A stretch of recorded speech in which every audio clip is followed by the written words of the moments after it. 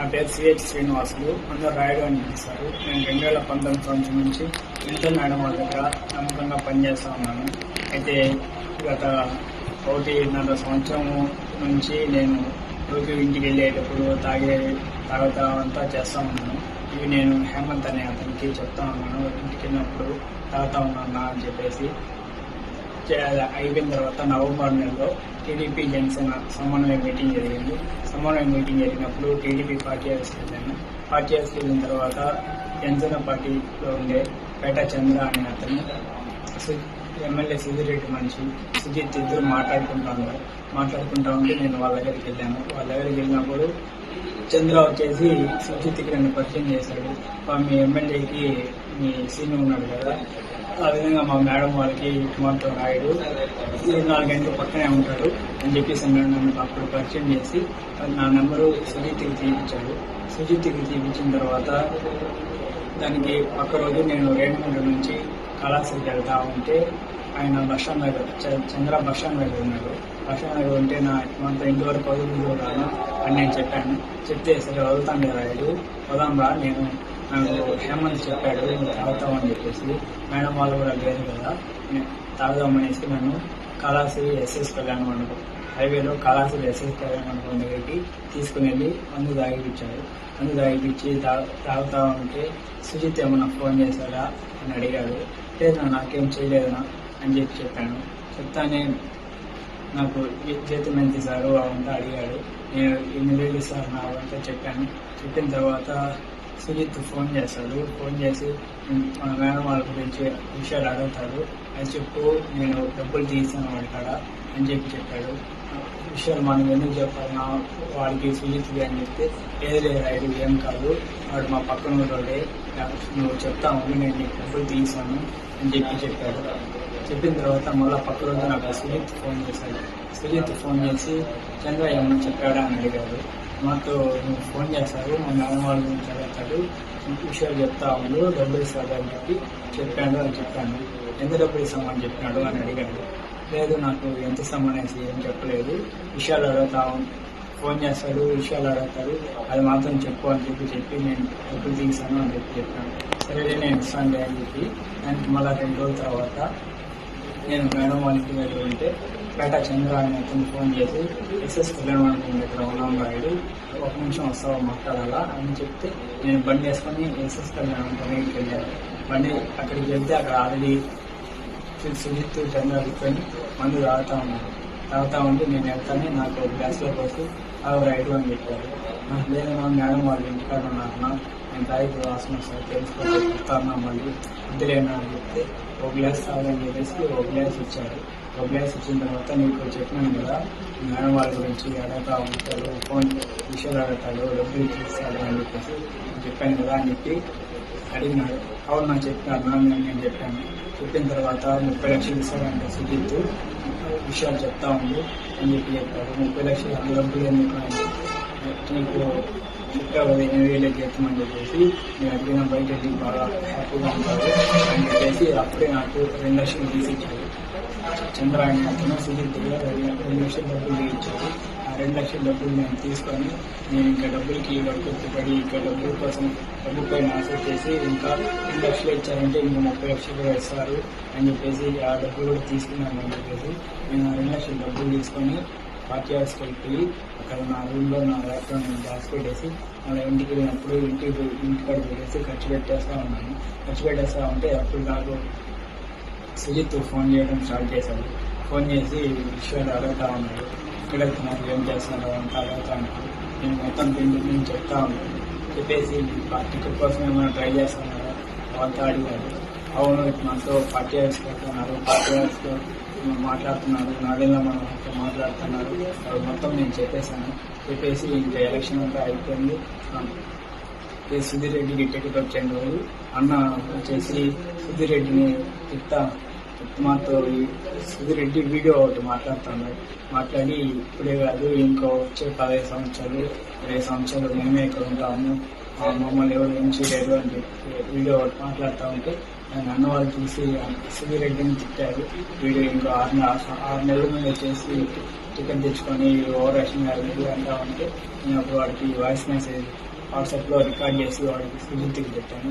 సుజిత్కి పెట్టిన తర్వాత చంద్ర వచ్చి నేను అడిగాడు, ఇంకా రికార్డ్ అయితే పెట్టామనుకున్నాను అనేసి. అవునా సుజిత్ అడిగాడు. దానివల్ల రికార్డ్ ఆన్ చేసి పెట్టాను అని చెప్పాను. చెప్పింది సరేలే అనేసి అయిపోయిన తర్వాత మళ్ళీ ప్రచారాలు జరిగేటప్పుడు రోజు ఫోన్ చేసి అడుగుతాను, ఏమేమి మాతో పాటు రావడం లేదు, ప్రచారాలు ఇవి నేను సపరేట్గా ఎందుకు చేస్తున్నారు అంతా అడుగుతా ఉన్నారు. లేదు ఆయన సూర్యుడు ఫోన్ చేయడం లేదు అనేసి మేడం వాళ్ళు రావడం లేదు అనేసి నేను చెప్తా ఉన్నాను. 2 సార్లు పేట చిరంజీవి షాప్ ఎదురుగా బైక్ పార్కింగ్ దగ్గర కూడా నేను సుజిత్ చంద్ర ముగ్గురం కలిసి రెండు సార్లు అక్కడ మాట్లాడుకుంటా ఉన్నాను. లెక్చర్లకు రావడం లేదు ఏమి అని అడుగుతా ఉంటే అవి మాట్లాడతామంటే అవి మేము ముగ్గురం మాట్లాడుకునే విషయాలు కూడా పేట చిరంజీవి షాప్ గురించి హేమంత్ రాము ఒకసారి చూశారు. మన హేమంత్ రాము మన తోట సురేష్ కూడా ఒకసారి చూశారు. చూసి మమ్మల్ని అయితే ఏం అడగలేదు. మేము వాళ్ళు ఉండేది నేను గమనించాను. మళ్ళీ ప్రచారాలు మళ్ళీ రావడం లేదు. మళ్ళీ నామినేట్ ఎలక్షన్ అంతా అయిపోయిన తర్వాత నాకు మళ్ళీ డబ్బులేమీ లేదు. నేను నా ఫోన్కి కొంచెం ఇబ్బందిగా ఉండి నేను చంద్ర షాప్ దగ్గరికి వెళ్ళాడు. ఏం నా 30 లక్షలు ఇస్తామని చెప్పినారు అనేసి నేను విషయాలన్నీ చెప్పాను కదా. నాకు కొంచెం ఇబ్బందిగా ఉన్నది, నాకు డబ్బులు అర్జెంట్ కావాలి అని చెప్తే పక్కన సరే రాయుడు నేను సుజిత్గా మాట్లాడి చెప్తాను రేపురా అని చెప్పాడు. సరే అనేసి నేను అప్పుడు ఇంటికి వెళ్ళిపోయేసి మళ్ళీ పక్క రోజు చంద్ర షాప్ దగ్గరికి వెళ్ళాను. షాప్ దగ్గరికి వెళ్ళి ఏమన్నా మాట్లాడినామన్నా అంటే నేను మాట్లాడినాను పలా రమ్మన్నాడు అనేసి నన్ను బస్టాండ్ పక్కన గవర్నమెంట్ హాస్పిటల్ సమ్మెలో నుంచి అక్కడ గుంతలో ఎస్ఎస్ కళ్యాణ మండపం నుంచి ఎంజిఎం హాస్పిటల్ నుంచి రిలయన్స్ పెట్రోల్ బంక్ అట్లా శివనారపాలెము అక్కడ డ్యామ్ దగ్గరికి తీసుకుని ఉన్నాడు. చంద్ర తీసుకుని వెళ్ళి అక్కడ ఆల్రెడీ సుజిత్ ఉన్నాడు బ్యాగ్ పెట్టుకుని ఉంటే ఏం బాగా మాతో డబ్బులు ఇస్తామని చెప్పినాడు కదా మా వాడికి అని చెప్పే లోపల వాడు నాకు 20 లక్షలు ఇచ్చాడు. 20 లక్షలు ఇచ్చే లోపల నేను చంద్ర అన్నాడు, నేను నువ్వు తీసాను 30 లక్షలు అన్నా మళ్ళీ ఏమన్నా 20 లక్షలు ఇచ్చారు అని చెప్తే లేదు దానికి ఆయన సూర్యరెడ్డితో మాట్లాడతాడంట, ఇంకో పని వచ్చేయాలంట. ఆ పని చేసిన తర్వాత ఆయన ఇస్తాడంట 30 లక్షలు అని చెప్పి ఇప్పుడు అలా 20 లక్షలు పెట్టుకోమని చెప్పేసి ఇమ్మని చెప్పాడు అని చెప్పి సుజిత్ చెప్పాడు. సరే అనేసి నేను ఆ బ్యాగ్ తీసుకొని వెళ్తా ఉన్న టైంలో ఆయన చంద్ర వచ్చేసి వద్దురాయుడు నీ డబ్బులు తీసుకోబోవద్దు, నువ్వు తీసుకోపోయినావు ఎక్కడన్నా పెట్టావంటే ఎవరన్నా చూసారంటే మనం అందరం లిస్టులో పడతాము, మన గురించి ఎవరన్నా నువ్వు ఎక్కడ ఈ డబ్బులు దాచిపెట్టుకోలేవు, నువ్వు అడిగినప్పుడు చెప్పు, దీనికి అవసరం పడినప్పుడు చెప్పు, నేను ఇస్తా ఉంటాను, నేను కూడా ఏమైనా వాడుకుంటే నాకు అది పెట్టుకుంటాను అని చెప్పేసి దాంట్లోంచి నాకు ఇంకో 2 లక్షలు తీసిచ్చాడు. 2 లక్షలు తీసిచ్చి నన్ను మళ్ళీ వెళ్ళిన రూట్లోనే వాళ్ళ షాప్ దగ్గరికి వెళ్ళిపోయి ఆయన షాప్లోకి వెళ్ళినాడు. నేను ఆ 2 లక్షలు తీసుకొని ఇంకా నేను మా ఊరికి బయలుదేరి వెళ్ళిపోయేసి 2 రోజుల తర్వాత నేను కొత్త సిమ్ మార్చి వాళ్ళకి సుజిత్కి ఆ నెంబర్ తెలియకుండా ఉండేలోపు బీజేపీ విజయ్ అనే అతనితో పాటు ఒకసారి మా ఊరికి వచ్చాడు.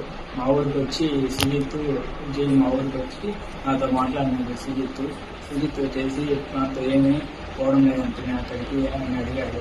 అవును నేను రోజు ఇంటిగా మీకు వస్తానని చెప్పాను, దానికి వద్దన్నాడు. నేను సరైన సుఖమని అయిపోయాను అని చెప్పాను. లేదు అట్లా పోకపోతే అట్ట నేను ఎమ్మెల్యే 30 లక్షలు ఇస్తానని చెప్పి ఇంకో పని చెప్తానని చెప్పినాడు కదా, పోతే నేను ఆ పని చేయగలుగుతావు, పోకపోతే అట్లా పోవాలనిపిస్తుంది నాకు అని చెప్పాడు. వాడు చెప్పిన తర్వాత సరిగ్గా వెళ్తాను అని చెప్పాను. ఇప్పుడు వాడతాను లేదు నెంబర్ నాకు ఇవి అని అడిగాడు. వాడు అడిగేలోపు నేను అప్పుడు కొత్త సిమ్ తీసుకోండి, ఆ కొత్త సిమ్ నెంబర్ వాడికి ఇచ్చాను. వచ్చిన తర్వాత ముందులాగా మళ్ళీ ఫోన్ చేసి ఎక్కడ నాకు వేరే విషయాలు అడుగుతా ఉన్నారు, నేను చెప్తా ఉన్నాను. ఒకసారి ఉన్నట్టుండి మీ సార్ని చంపేమన్నాడు ఎమ్మెల్యే అని చెప్పాడు. వాడు చెప్పిన తర్వాత నేను 2 సార్లు కార్లో వెళ్ళేటప్పుడు ట్రై చేశాను చంపేస్తాను అనేసి, కానీ అది ఒకట నేను వెళ్ళిపోయి మేడం వాళ్ళని మార్చి నేను కావాలనే చేస్తాను వాళ్ళు కొంత డ్రైవింగ్ వెళ్ళి అమౌంట్ దిగుదా అని చెప్పేసి నేను అప్పుడు డ్రైవింగ్ తీసి వెనకాల చదివి దాని తర్వాత నాకు డ్రైవింగ్ వేయకుండా వేరే పని పెట్టుకున్నాను. నేను సుజితకి చెప్పాను, నాతో చేస్తానండి, అది చేసి నాకు కారు ఇవ్వడం లేదు, డ్రైవర్ని మార్చేసినారు అని చెప్పాను. చెప్పిన తర్వాత సరేలే అనేసి గమనైపోయిన తర్వాత ఏప్రిల్ 6వ తారీఖు నాకు నైట్ ఫోన్ చేసి కోకోకోలా ఫ్యాక్టరీ దగ్గర రూమ్లోకి రమ్మని చెప్పారు. నేను అప్పుడు ఇంటికి ఆఫీస్ దగ్గర ఆలస్యంలో పార్టీ ఆఫీస్ నుంచి మా ఊరు ఆర్చికాడికి వెళ్ళి అక్కడ అతని కోసం వెయిట్ చేస్తా ఉన్నాను. వెయిట్ చేస్తా ఉంటే సుజిత్ వచ్చి తీసుకొని వెళ్ళారు. అది వచ్చేసి మన కోకోకోలా ఫ్యాక్టరీ ఆపోజిట్లో ఒక ఇల్లు లాగా ఉంటుంది, ఆ ఇంటి గడికి తీసుకొని వెళ్ళారు. తీసుకొని వెళ్ళిన తర్వాత చంద్ర కూడా వచ్చాడు. అక్కడికి వచ్చి మామూలుగా మందు తాగుతా ఉన్నాము. నైట్ తాగుతా ఉంటే సుజిత్ వచ్చేసి చంద్ర అని అడిగాడు, ఇంకా మీ వాడికి ఇచ్చినప్పుడు ఇంకా ఇచ్చేసినావా లేదా అని అడిగాడు. లేదు నా అక్కడే ఉన్నది, అడిగినప్పుడు ఇస్తాను అని చెప్పాడు.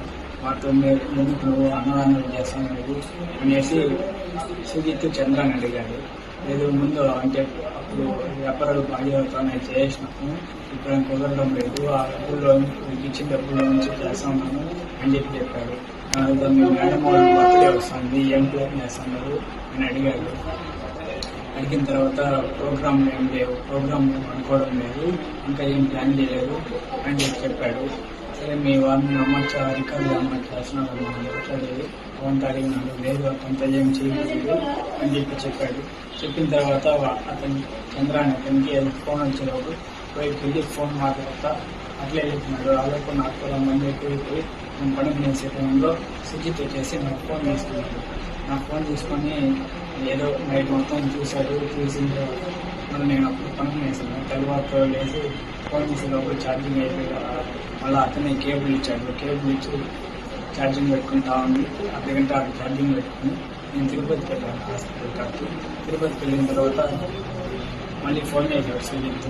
ఫోన్ చేశాక అంతా తిరుపతికి వచ్చినాను అని చెప్పాను. చెప్పిన తర్వాత సరే అయిపోయిన తర్వాత నైట్ ప్లేస్కి వచ్చేసేయి అని చెప్పాడు. సరే అనేసి నేను అక్కడ అయిపోయిన తర్వాత నాతో పవన్ అనే అతను ఉంటే అతన్ని వాడికి మెట్టుకండే దగ్గర టిఫన్ అంతా తీపిచ్చి వాడికి మందు తీసుకోమని చెప్పేసి వాడికి చెప్పి ఆర్చికార్డు తీసేసి వాడిని పంపించేసి సుజిత్ వచ్చి నన్ను ఆ రూమ్ కాడికి తీసుకొని పోయాడు. రూమ్ కాడికి తీసుకొని పోయి బిర్యానీ మందు అంతా తీసుకొని వచ్చి తాగుతా ఉండి తింటా ఉండే టైంలో మధ్యాహ్నం టైంలో ఎమ్మెల్యే సూర్యరెడ్డి ఆ రూమ్ దగ్గరికి వచ్చాడు. రూమ్ దగ్గరకు వచ్చేసి ఏమో నువ్వేనా అంతా ఒక పనిచేస్తూ ఉండేది అని అడిగాడు. అవును నేనే చెప్పాను. అంతే సార్ నేను జీతం అంతా అడిగాడు. నేను 9,000 ఇస్తాను అని చెప్పాను. 9,000 ఇంకా ఎవరన్నా పని చేస్తారా, నేను 19,000 ఇస్తాను, నాకు అది వచ్చేసి అని అడిగాడు. లేదు మా మేడం వారికి 10వ వచ్చిన తర్వాత 6 ఇల్లు కొనిస్తామని చెప్పారు, దానికోసం నేను అడిగాను, మా ఇంట్లో ఎక్కడే ఉన్నామని చెప్తారు అని చెప్పాను. సరే నువ్వు రాకపోతే పోయినావు, మా ప్రైవేట్లో ఉంటానంటే మీ అత్త మీ చెల్లెలు కోడల్లో ఉంటారంట, ఈ మధ్య పెళ్ళి మీ చెల్లెలకి మీ అవ్వ ఒకటే ఇంట్లో ఉంటారంట కదా, మీరు బొక్కింగ్ పాలమంట కదా అని అడిగాడు. అవును నీకు ఇవన్నీ ఎట్లా తెలుసు అని చెప్తే నేను ఎమ్మెల్యే నాకు ఇవంతా తెలియకున్నాను కదా అని చెప్పాడు. చెప్పిన తర్వాత మా వాడు ఆల్రెడీ 20 లక్షల మంది నన్ను ఇచ్చినారా అని అడిగాడు. ఆయన ఇచ్చాను అని చెప్పాను. దాని తర్వాత సరే నువ్వు నా కాడికి రాకపోయినావు, నువ్వు మేడం మీ సార్ ఏదైనా ప్రైవేట్గా ఉండే వీడియోలు లేకపోతే పార్టీలు ఎవరితోనైనా పెద్దవాళ్ళతో మాట్లాడుతూ ఉండే వీడియోలు లేకపోతే ఏదైనా నన్ను చెప్తా ఉండే వీడియోలు లేకపోతే మీ మేడం ఏదైనా వల్గర్గా ఉండే వీడియోలు నాకు ఇచ్చేసేయి, ఆల్రెడీ మా వాడు చెప్పినాడు కదా మీకు 30 లక్షలు డబ్బులు ఇస్తామని చెప్పేసి అని వాడు పక్కన డబ్బులు ఓపెన్ చేసి చూపించి ఈ మాత్రం అవి నాకు ఇచ్చేసినా ఉంటే ఈ డబ్బులు మీకు ఇచ్చేస్తాను, నేను బయటకు పంపించేస్తాను, మీ పేరు ఎలా రాయను, మీరు అన్నీ వెళ్ళి హ్యాపీగా బతుకు అని చెప్పి డబ్బు లేకుండా తీసుకుని వెళ్ళిపోయాడు. తీసుకుని వెళ్ళిపోయిన తర్వాత అక్కడ కొంచెంసేపు ఉండి నేను తినేసి ఇంటికి వచ్చేసిన తర్వాత మళ్ళీ నాకు 14వ తేదీ సుజిత్ చంద్రాకి చెప్పాను, మాతో ఎమ్మెల్యే ఇంటికి వెళ్ళేసి వచ్చాను అని చెప్పి నాకు ఏం చెప్పాడు అని అంతా అడిగాడు. అడిగితే నేను మాతో పోయినాను, వీడియోలు అడుగుతా అన్నారు, వీడియోలు మా వాళ్ళ యాడ్ అవుతుందన్నా కాదులేనా అని చెప్తే లేదు నువ్వు తీయాలి రాయుడు, నాకు తీసి ఇచ్చే వీడియోలు. నేను ఆల్రెడీ 20 లక్షలు ఇస్తాను చెప్తున్నాను, నేనే తీయించాను కదా. ఆ 30 లక్షలు కాకపోతే 30 లక్షలు కాకపోతే ఇంకో 30 లక్షలు వేసి 60 లక్షలు నేను తీస్తాను, నాది బాధ్యత.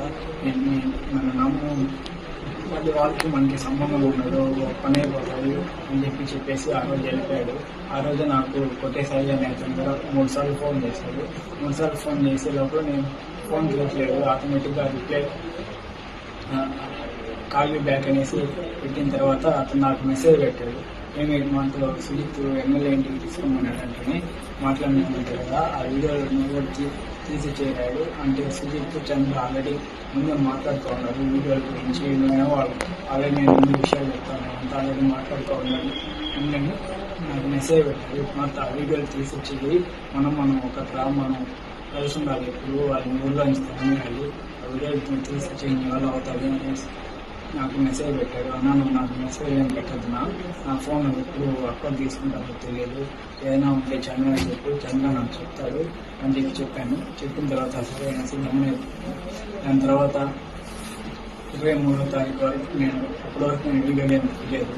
23వ తారీఖు సుజిత్ నాతో డైరెక్ట్గా మాట్లాడి ఏమి ఎమ్మెల్యేనే మాట్లాడిన తర్వాత ఏం నీకు పెట్టలేదా అనేసి బెదిరించి మీ ఇంట్లో గురించి అంతా మాకు తెలుసు అని చెప్పిన వారు ఏంది నువ్వు ఉన్నావు, మేము మా గురించి మీకు తెలియదు, అప్పుడు మీ మేడం కాదు బోర్డు తీసిన కూడా మేమే, మా గురించి నీకు పూర్తిగా తెలియదు, మేము ఇంట్లో నుంచి నాకు అడ్డేస్తాము, ఏడాదిన్నర మొత్తం చెప్పాను కదా, లేదంటే నువ్వు ఇన్ని రోజులు మాట్లాడుతుంది అంతా నాకు ఆ రికార్డులు ఉండవు, నేను బయట పెట్టేస్తాను, బయట పెట్టానంటే మీ మేడం వాళ్ళు నేను ఏం చేయాలో చేస్తారు, అందరూ తెచ్చుకోవద్దు, మీరు పోలీస్ స్టేషన్ పోయినా కూడా ఏం చేయలేదు, మీ మేడం వాళ్ళు ఏం చేయలేదు, ఏం చెప్తే అదే చెప్తారు అని చెప్పేసి నాకు మర్యాదగా ఇచ్చేది ఎప్పుడు సప్పని అడిగాడు.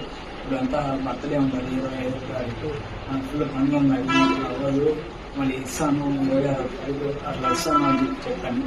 చెప్పిన తర్వాత 26వ తారీఖు ఇంట్లో ఎవరు లేదు, మేడం ఒకటి సోఫాలో వెళ్తుంటే నేను కొన్ని కాలం కూర్చున్నట్టు కూర్చొని నా ఫోన్ బ్యాక్గ్రౌండ్ వీడియో రికార్డ్ అయ్యి అప్పుడు వీడియో ఆన్ చేసుకొని 2 నిమిషాల మధ్యలో వీడియో పెట్టే లోపల నా ఫోన్కి వాట్సాప్లో ఏదో మెసేజ్ వచ్చింది. మెసేజ్ వచ్చే లోపల అది సౌండ్ వచ్చి మేడం అక్కడ తీసుకొని చదివిస్తాను అని చెప్పి తర్వాత అనే టైంలో వీడియో చేసి ఫోన్లో వీడియో చేసాను. నాకు భయమే చేసింది. నేను సుజిత్ ఫోన్ చేశాను, అంత వీడియో తీస్తా ఉంది, నేను దొరుకుతున్నాను, ఏం చేయాలి ఇప్పుడు అని చెప్తే నువ్వేమని చెప్పావు అని అడిగాడు. నేనేం చెప్పలేదు, నేనేం మారలేదు, అడిగితే ఏం చెప్పలేదు, నాకు భయంగా ఉన్నది అని చెప్పాను. చెప్పిన తర్వాత మా అమ్మేం చెప్తే బాగుండదు, నాకు ఆల్రెడీ ముందే చెప్పాను కదా, ఇంట్లో అంటే మాకు తెలుసు వాళ్ళు నేను చెప్పేస్తాను, దీని వెనకాల ఎమ్మెల్యే ఉన్నాడు లేకపోతే నేనున్నాను, మా మీద చెప్తా ఉంటే బాగుండదు అని చెప్పేసి మీ సౌండ్ రావాలి వాడు ఫోన్ కట్ చేసాను. ఫోన్ కట్ చేసిన తర్వాత నేను ఏం చేయాలో తెలియక నేను ఒకటే సాయి అని అతను మెసేజ్ పెట్టాను. నాకు మనతో వీడియో గురించి తీసుకురానందుకు తీస్తాను దొరికినా ఏం చేయాలి నాకు వాడు కూడా ఏం రిప్లై లేదు. దాని తర్వాత నేను డేటా చంద్ర మెసేజ్ పెట్టాను, ఆయన మనతో వీడియో తీస్తాను దొరికినా అని చెప్పే లోపల ఆయన అవునా ఎక్కడ దొరికిపోయినావు రాదు, నా మీద చెప్పద్దు, డబ్బులు నేను తీసాను, నెట్వర్క్ తెప్పించుకొని వచ్చేసేది అని చెప్పాడు. చెప్పిన తర్వాత నేను ఎమ్మెల్యే కూడా మెసేజ్ పెట్టాను, మాతో వీడియో తీస్తా ఉంది దొరుకుతున్నాను సార్ అని చెప్పే లోపల ఎమ్మెల్యే కూడా ఏం పట్టించుకోలేదు, ఏం రెస్పాండ్ అవ్వలేదు. ఇంకా నాకేం చేయాలో తెలియక 2 రోజులు ఆలోచించేసి నేను తెలియకుండా చేసాను అని చెప్దామనేది అది డబ్బులు క్లిక్ ఆన్ అయిపోయింది అని చెప్పాను. దానికి లేదు ఒప్పుకోలేదు అంటే మేడం వాళ్ళు నమ్మలేకుండా వాళ్ళు ఏం చేయాలో తెలియక నేనే తీసినాను అని చెప్పాను. లేదు నువ్వు ఇటంతా చేయవు, ఇన్ని రోజుల నుంచి మాకు అన్నావు కదా, నువ్వేందో మాకు తెలుసు, నువ్వు చేసినావంటే మేము నమ్మము అని చెప్పినాడు. నేను ఏం చేయాలో తెలియక ఇక్కడ నుంచి ఎట్టైనా పారిపోయేసి మా చంద్ర కార్డు ఉండే డబ్బులు తీసుకుని ఎక్కడికైనా వెళ్ళిపోదామనేసి 4వ తారీఖు తెల్లవారితో వెళ్ళిపోదామని ట్రై చేశాను. కానీ ఇల్లు మొత్తం బీగాలు వేస్తున్నారు, బీగాలు ఆ రోజు మధ్యాహ్నం ఇంకా పై నుంచి దూకేద్దాం అనేసి నేనే ముందుపై నుంచి దూకేశాను. దూకేసి వెళ్ళిపోదాం అనుకున్నాను. కానీ అప్పుడు ఖాళీ వెళ్ళిపోయేటప్పుడు ఇంకా ఏం చేయాలి అయిపోయింది. రమణ అయిపోయిన తర్వాత ఇంకా మళ్ళీ అదే తప్పలోపు ఇంకెళ్ళైతే ప్రయత్నించే కార్యక్రమాలు అని చెప్పేసి ఇంకా ఎమ్మెల్యే ఉన్నాడు, చంద్ర ఉన్నాడు, సుజిత్ అందరి మీద చెప్పేశాను.